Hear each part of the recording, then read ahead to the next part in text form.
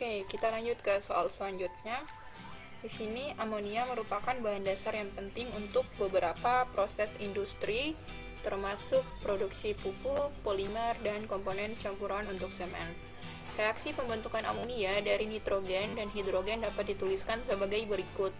Di sini persamaan reaksinya, gas nitrogen ditambahkan dengan 3 molekul gas hidrogen menghasilkan 2 molekul gas amoniak. Nah, pertanyaan yang pertama, tuliskan ekspresi kesetimbangan. Terus pertanyaan yang kedua, hitung tetapan kesetimbangan reaksi pembentukan amonia jika konsentrasi gas nitrogen, gas hidrogen, dan gas amonia masing-masing segini. Terus yang berikutnya, hitung Kp pada suhu kamar kesetimbangan tekanan.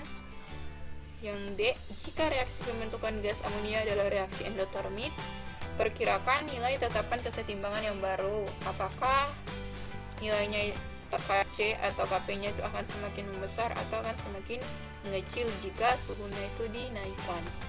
Oke, kita langsung aja ke soal yang pertama. Di sini yaitu yang dimintanya tuliskan ekspresi kesetimbangan.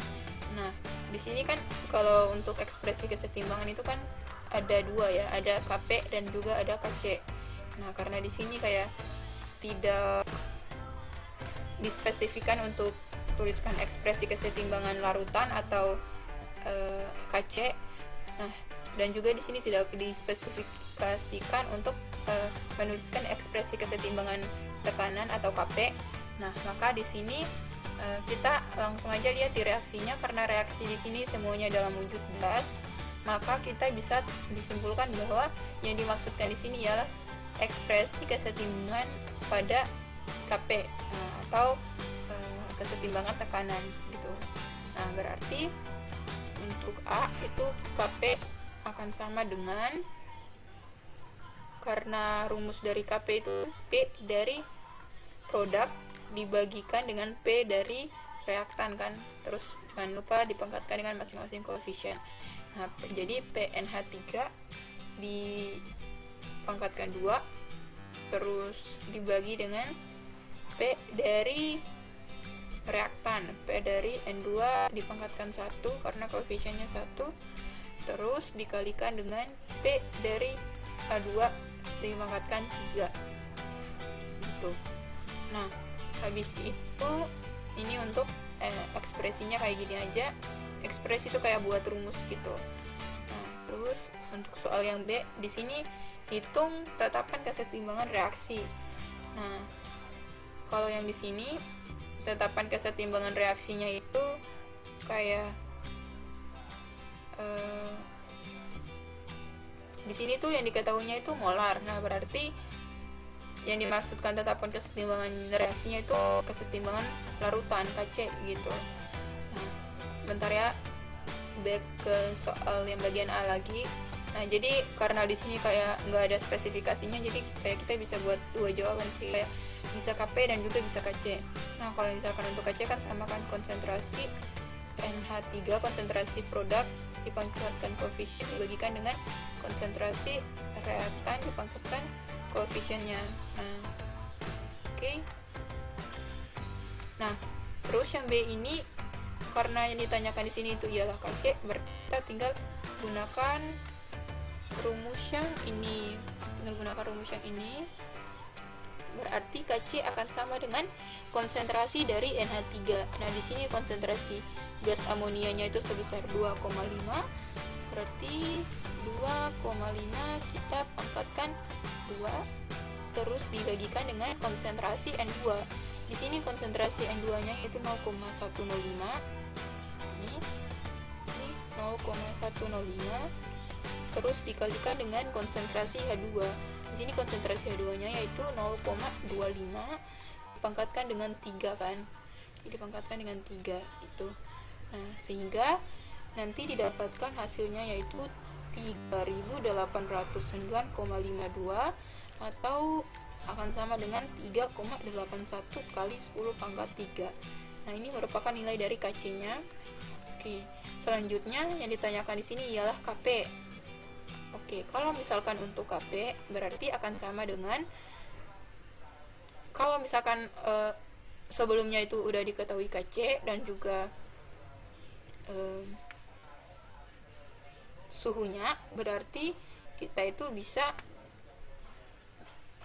untuk menghitung Kp bisa menggunakan hubungan antara Kp dan Kc gitu. Nah, hubungannya itu Kp akan sama dengan Kc dikalikan dengan RT terus dipangkatkan dengan delta N.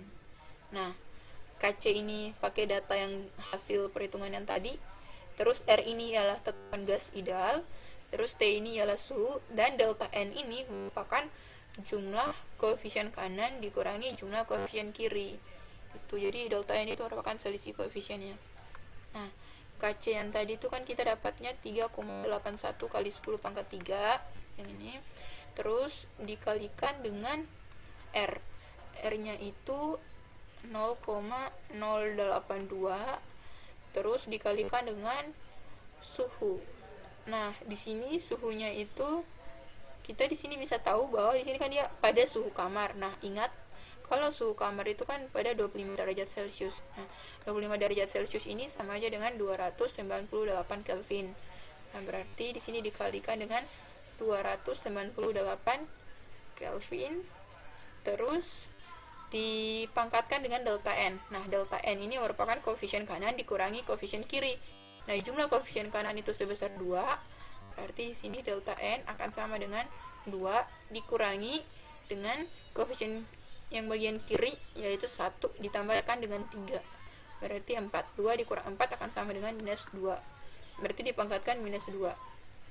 Nah, nanti hasilnya yaitu akan sama dengan 6,3806.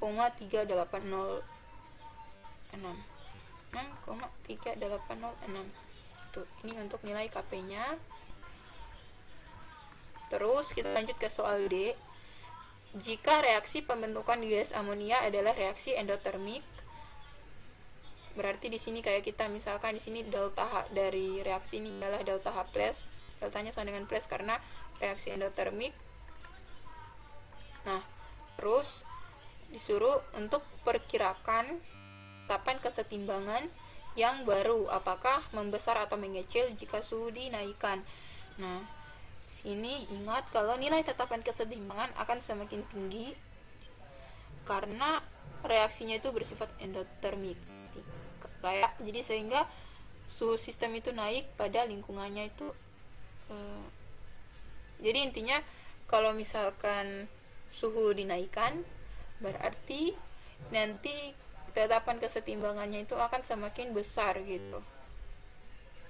Nah, ini kayak bisa dilihat pada rumus yang ini aja sih. Kalau misalkan suhu dinaikkan, berarti otomatis tetapan kesetimbangannya itu juga akan semakin membesar gitu. Jadi jawabannya yaitu nilai tetapan kesetimbangan akan semakin membesar karena reaksinya itu dia bersifat endotermik gitu. Karena dia itu bersifat endotermik sehingga ya suhu sistemnya itu akan naik. Dan cukup sekian untuk soal ini. Oke.